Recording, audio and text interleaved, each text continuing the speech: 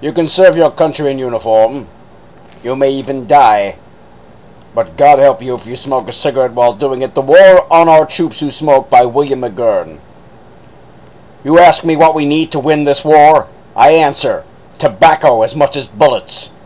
So cabled the commander of the American Expeditionary Force, General John Pershing, to the War Department in 1917. It's a long way from Blackjack Pershing to Chuck Hagel. Not that the Obama administration shies away from wars, it's just that the target is less likely to be the Red Russians or the Iranians than our own troops, specifically the soldiers, sailors, airmen, and Marines who smoke.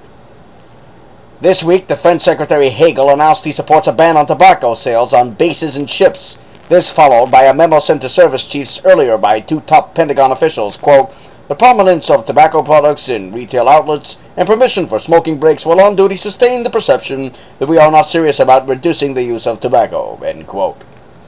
What a narrow view of the cigarette. For nearly a century, tobacco in its various forms has been, as Pershing appreciated, a powerful weapon in what we used to call the arsenal of freedom, a symbol of confidence, grit, and resolve. For Churchill, it was his cigar. For FDR, it was his cigarette in his holder, protruding upward from his upturned chin. For General MacArthur, it was his corncob pipe. So it was too for those lower down the command chain. The Vietnam grunt with a pack of Camels strapped to his helmet. The grizzled GI on Saipan who made it to the cover of Life magazine with his smoke clenched in his mouth. The shirtless sailor taking a cigarette bait on a corner of his ship. Not to mention the Marine featured on the front page of the New York Post during the Second Battle of Fallujah. Hollywood understood. Think of Robert Mitchum in The Longest Day, lighting up a celebratory stogie after the storming of Omaha Beach. Or Mitchum again, this time fighting on the Pacific Front in Heaven Knows Mr. Allison, where he is stranded with a nun played by Deborah Kerr on an island. As he's carried out on a stretcher by fellow Marines who have retaken the island, the friendship between this odd pair is conveyed when Kerr takes his cigarette from his mouth so he can exhale. Other such moments include John Wayne's Sergeant Stryker sharing a pack of cigarettes in the sands of Iwo Jima, right before he takes a bullet in the back.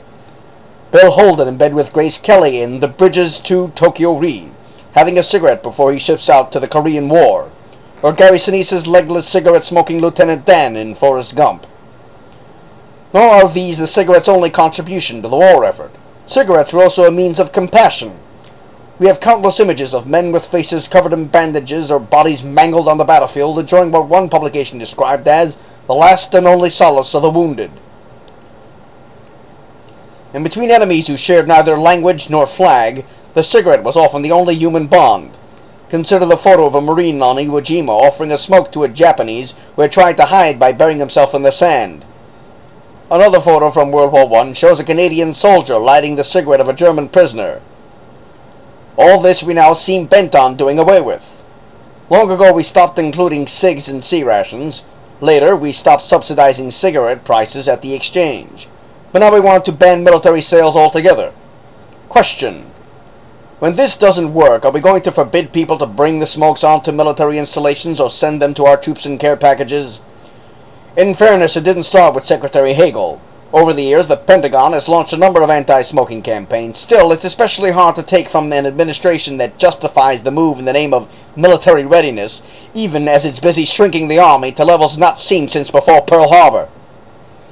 Pity the Ukrainians never understood the realities of these new U.S. priorities. If they had, they would have declared Crimea a smoke-free zone before Vladimir Putin invaded, and America might have taken the integrity of their borders more seriously.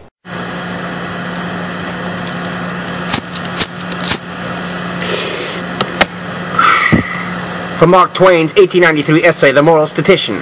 I don't want any of your statistics. I took your whole batch and lit my pipe with it. I hate your kind of people. You're always siphoning out about how much a man's health is injured, and how much his intellect is impaired, and how many pitiful dollars and cents he wastes in the course of 92 years' indulgence in the fatal practice of smoking, and the equally fatal practice of drinking coffee, and in playing billiards occasionally, and taking a glass of wine at dinner, etc., etc., etc. And you're always figuring out how many women have been burned to death because of the dangerous fashion of wearing expensive hoops, etc., etc., etc. You never see more than one side of the question. You are blind to the fact that most old men in America smoke and drink coffee, although according to your theory, they ought to have died young.